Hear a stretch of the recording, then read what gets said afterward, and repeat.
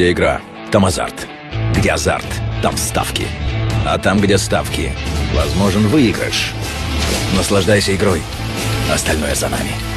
Винлайн заплатит. Без вариантов. Макар че рекордната покупка направи добър дебют от 3 мача, отново е на линия. Така че води нападението за сметка на Келечи и Хианачо. Липсата на Серхио Агуеро изобщо не се остилено, че Франческо Гуидолин, треньора на отбора, е най-сръл застрашен да бъде първия. Сега обаче възможност за Слонси. Лерой Фер. Вляво е Сигурдсон. Лерой Фер успява все пак да отклони към Сигурдсон. Няма засада шанса за Слонси. Раутлич сега опитва да бяга Джон Стоунс. Успява да взаимодейства с Джак Корк. Неговото докосване обаче го подведе. След това страхотен удар, само че сигнала на Нилс Орбрик прозвуча още преди изстрела. За съжаление на феновете на Слонси. С повече хора в предни позиции.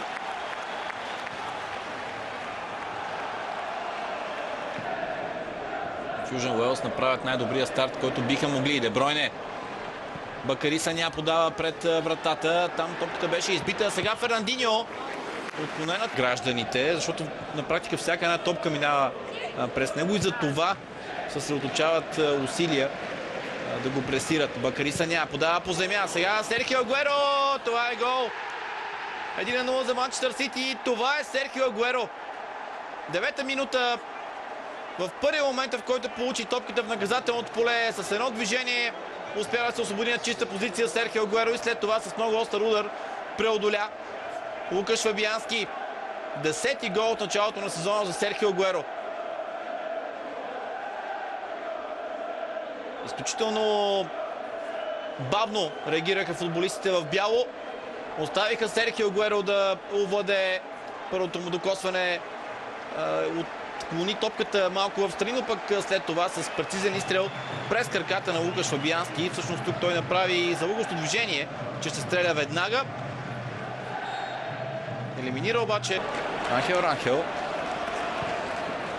Той добре към Сигурдсон. Хубав пас на исландеца. Възможност за Слонси. Там спасяване на Клаудио Браво. Успява да се обърне. Висока топка беше насочена към Уейн Раутлич. Юренте сега! Това е прекрасен гол. Какъв удар на Фернандо Юренте. Слон се изравнява. 13-та минута.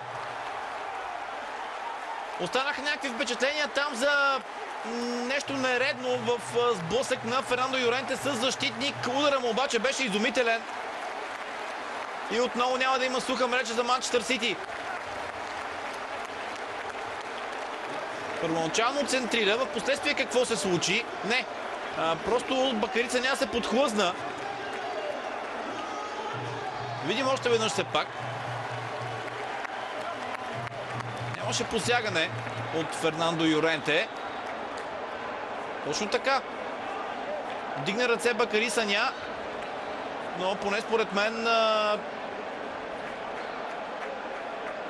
просто имаше лък. Стърлинг. Добре към Гюндоган. Сега Де Бройне пропуска. Прекрасно взаимодействие, което завърши с удар на Кевин Де Бройне, но покрай вратата. Ето го докосването от Рахим Стърлинг. След това Агуеро на пътя на Де Бройне. Неговия удар преминава покрай целта. Вижте само как успяха да взаимодействат футболистите на Пеп Гвардиола. За свободното пространство испанеца. Върна към Де Бройне. Той пак засилва. Де Бройне. Гюндоган. Стърлинг. Удар след това. Той не е точен. Но ще има ъгов удар. След рикошета в тялото на Гилф и Сигурдсон.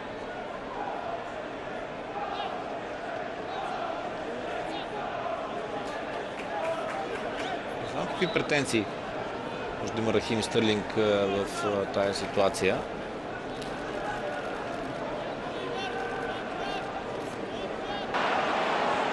Де Бройне към Агуеро. Агуеро сега. Спрям беше, връща към Де Бройне. Той за Стърлинг. Много слаб удар на Рахим Стърлинг. Има защо да се държат за главата футболистите на Манчестър Сити. Силва. Съня за Агуеро. Той е изпреварен там от Вандерхорн. Де Бройне. Претенции за Дуспа. Чу се сигнал и такава наистина е отсъдена. Това е Дуспа за Манчестър Сити. Вандерхорн не може да повярва. Има и жълт картон за него. Не трябва да пипа съдията Вандерхорн. Посегна с лявата ръка в интерес на истината. Удари в лицето Де Бройне. Ето го момента. Но струва се всичко това беше в стремежа да запази топката. А и с тяло общо взето това беше...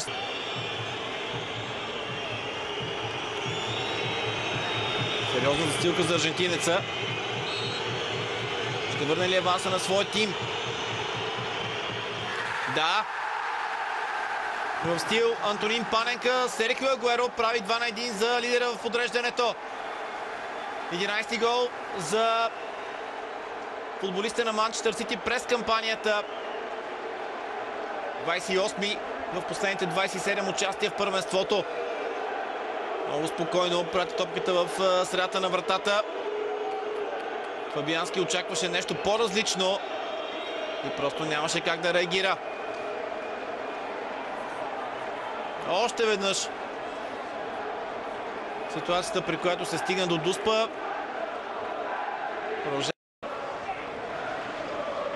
се намесва Бритън. И сега обаче може да стане много неприятно за Слонси. Стърлинг. От другата страна е Агуеро. Стърлинг. Страхотен фит. Стърлинг. Това е 3-1. Изигра само ситуацията Рахим Стърлинг и може би решава всичко в матча. 77 минута. Рахим Стърлинг вкарва четвъртия си гол през тази кампания. И до голяма степен, а може би на практика, гарантира 10-та поредна победа на своя отбор и 6-та в Висшата лига от началото на сезона. Имаше опция да подаде към Агуеро. Страхотен финт на Рахим Стърлинг и след това удар покрай Лукаш Фабиански в близкия ъгъл.